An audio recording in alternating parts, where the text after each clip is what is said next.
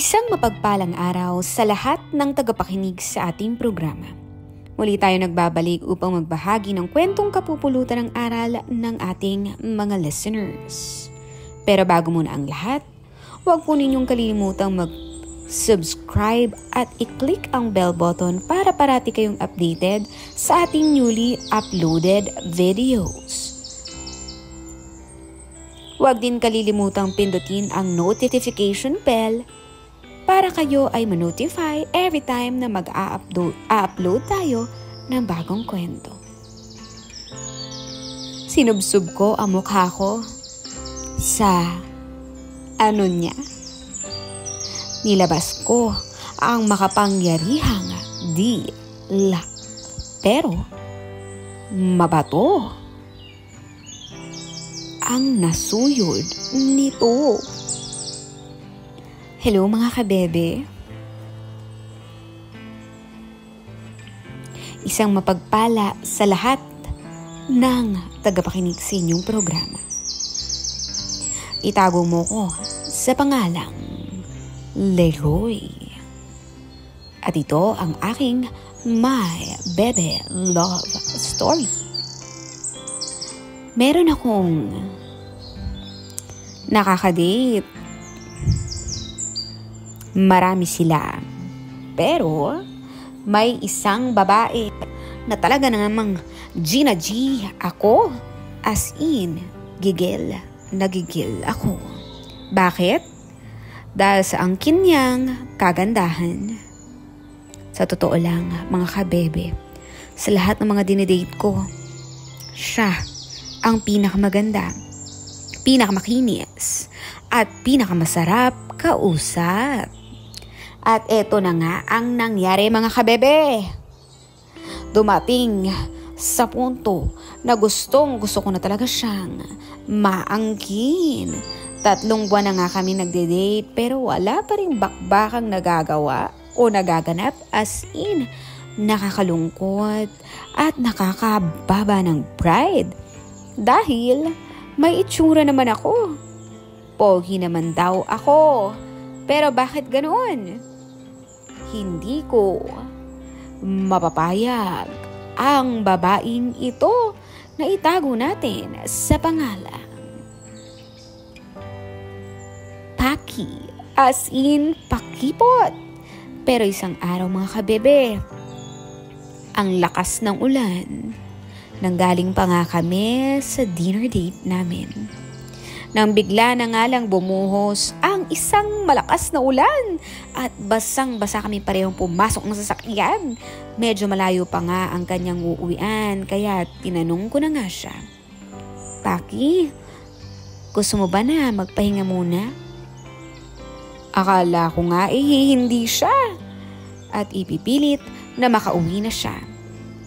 Pero hindi mga kabebe, dahil ang sagot niya ay, oo nga, ang lakas ng ulan at delikado pa pag tayo ay bumiyahe.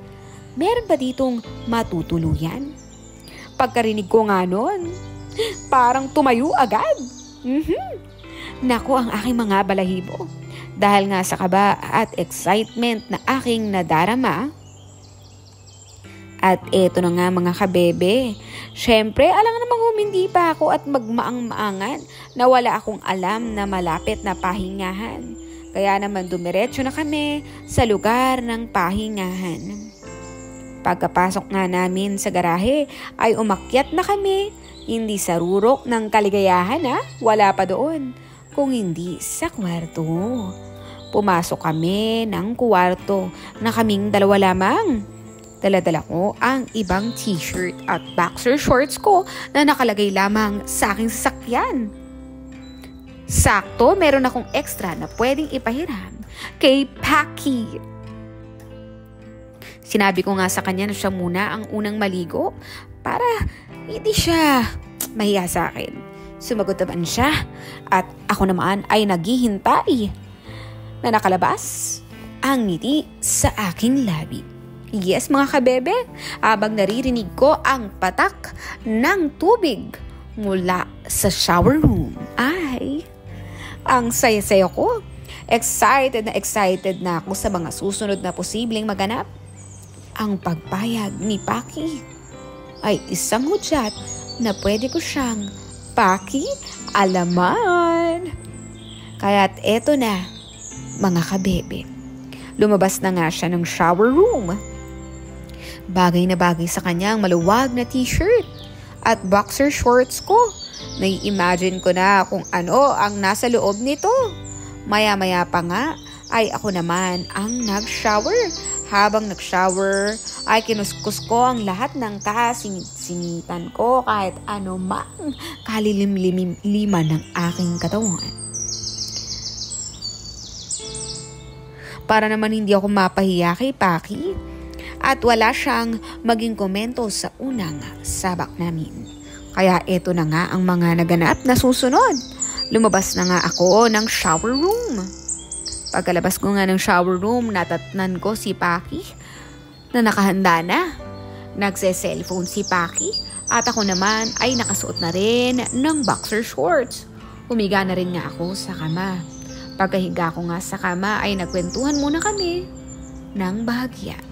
Maya-maya pa nga ay hinawakan ko na ang kanyang buhok. Sumunod ang kanyang mukha. At ang hindi naman siya umalma, ay sinunod ko na ang kanyang kamay.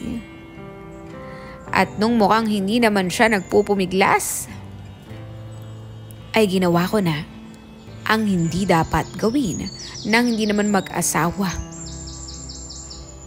Sinubukan kong tanggalin ang kung anong meron sa kanya.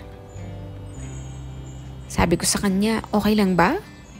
Sumagot naman siya ng, nagtatanong ka ba o sinasabi mo lang? Sumagot naman ako ng, depende sa'yo. Maya-maya pa ay siya na mismo ang gumalaw sa akin. Napaka-inosente ko, pero joke lang. Ayun na nga mga kabebe, ginalaw na niya ang kambyo. At saka kami dumire-diretso ng biyahe. Tuwang-tuwa ako mga kabebe. Dahil sa wakas, nahawakan na. Nahawakan na niya ang aking kambyo. Siyempre, nagpremera muna kami dahil kailangan ko ring lumigaya sa kanya. Sa kanyang chocolate heels. Yes, mga kabebe, nang wala na nga kaming kahit ano, ay sinimulan ko na ang mas malumpit pang biyahe. As in, brum brum. Brum brum talaga. Tila ba isa akong sasakyang naka-full tank. Sagad na sagad sa gas at ready nang bumiyahe hanggang langit. Ito na nga mga kabebe. Sinubsob ko na ang aking mukha sa niya. Nilabas ko ang makapangyarihang dila. Pero mabato ang nasuyod nito. Kaya ang ginawa ko ay sinubukan kong tanggalin ang batong nasuyod ng aking dila gamit ng aking bibig. Nang hindi ko nga matanggal ang mga bato na nasuyod ng aking dila ay ginamitan ko na nga ito ng aking kamay.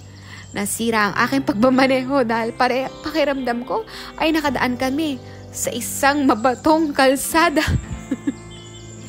Bako-bakong kalsada na mo'y ginagawa pa lamang. Tinanong ko, ano to? Malamang din ay na-curious siya kung bakit ako napatigil sa ginagawa ko. Kaya't sinagot na nga niya ako ng, ay, sorry, naglagay pala ako ng tawas dyan. Mga kabebe, nawalan ako ng gana dahil hindi ko akalain na may maglalagay ng babae ng tawas sa kanyang Natatanong ko lang sa aking sarili, para saan ba talaga ang tawas? Hindi ba ang tawas ay para sa kilkiling may anghel? Bakit kailangan lagyan ng tawas? Ang Pa-help naman po. P.S. Nagmomol na lang kami. P.S. Hindi na ako bumaba sa kanya. And P.S. Natulog kami at nagpahinga. Hindi na rin kami nakapag-date. Hindi ko alam mga kabebe pero nawalan nga ako ng gana. Hanggang dito na lang po. Muli. At ako si Leroy. At ito ang aking My Bebe Love Story. Sana po ay nagustuhan ninyo ang ating kwento ay binahagi sa ating programang My Bebe Love Story. Kung meron kayong nais na ibahagi o ang kwento ng inyong buhay ay inyong nais na ibahagi sa ating programa, huwag kalilimutang mag-message o mag-comment sa ating programa. Hanggang sa muli, at ito ang ating My Bebe Love Stories!